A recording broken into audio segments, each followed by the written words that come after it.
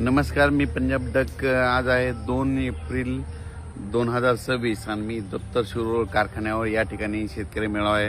आणि या ठिकाणी आल्याच्या नंतर काल देखील मी म्हणलो होतो इकडे शिरोळ कोल्हापूरकडे पाऊस पडत, तर खूप पाऊस देखील झाला, गारपीट देखील झाला। त्याच्यानंतर साताऱ्याकडे देखील गारपीट झाली, इकडे आटपाडी परिसरात देखील खूप गारपीट झाली आणि राज्यात ठिकठिकाणी काल देखील गारपीट झाली। तर राज्यातल्या शेतकऱ्याचे परत फोन आले की आणखीन हे किती दिवस वातावरण आहे। तर राज्यातल्या सर्व शेतकऱ्याला सांगू इच्छितो की तुम्ही काय करा, आज 2, 3 आणि 4 आणखीन 4 तारखेपर्यंत असंच वातावरण राहणार आहे। वेगवेगळ्या भागात दररोजच पावसाचं वातावरण राहणार आहे, म्हणून हा अंदाज सर्व शेतकऱ्यांना लक्षात द्यायचा। मग सांगायचं झालं तर पूर्व विदर्भ, पश्चिम विदर्भ, उत्तर महाराष्ट्र, मराठवाड्यात देखील काय होणार आहे, आणखीन जवळपास 4 तारखेपर्यंत असंच भाग बदलत वेगवेगळ्या भागात दररोज पाऊस पडणार आहे। काही ठिकाणी गारपीट देखील होणार आहे, विजेच्या कडकडासह पाऊस होणार आहे, म्हणून हा अंदाज लक्षात द्यायचा आहे। तर सविस्तर सांगायचं झालं तर तुम्हाला एक सांगू इच्छितो की आता मी जे या ठिकाणी आहे म्हणजे दत्त शिरोळ भागात ते नरसिंहवाडी या भागाकडे असल्यामुळं या भागात देखील आज देखील पाऊस आहे।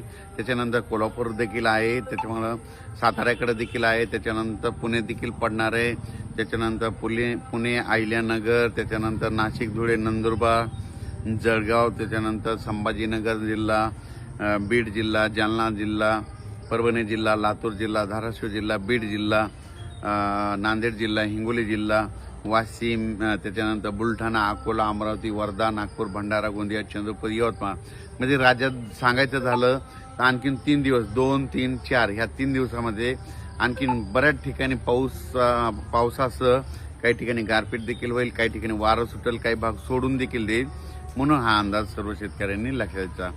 या वातावरणामध्ये विजेचं प्रमाण जास्त आहे, म्हणून माझी शेतकऱ्याला विनंती, विजा कडकडत असताना झाडाखाली थांबत जाऊ नका।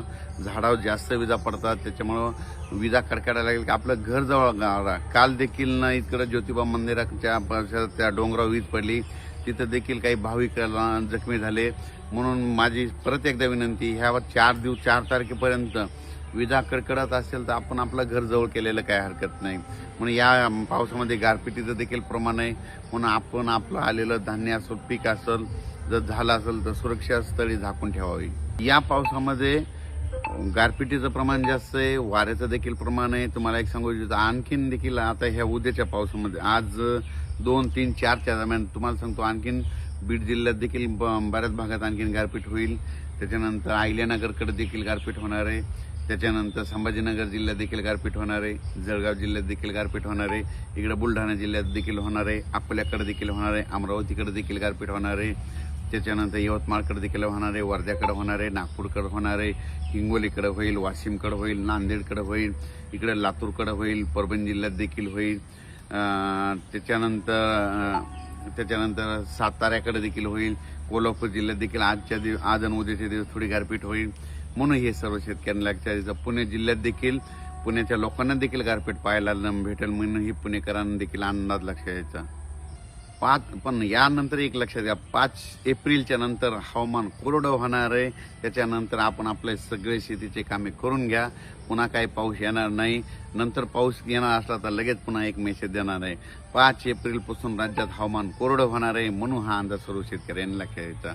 धन्यवाद।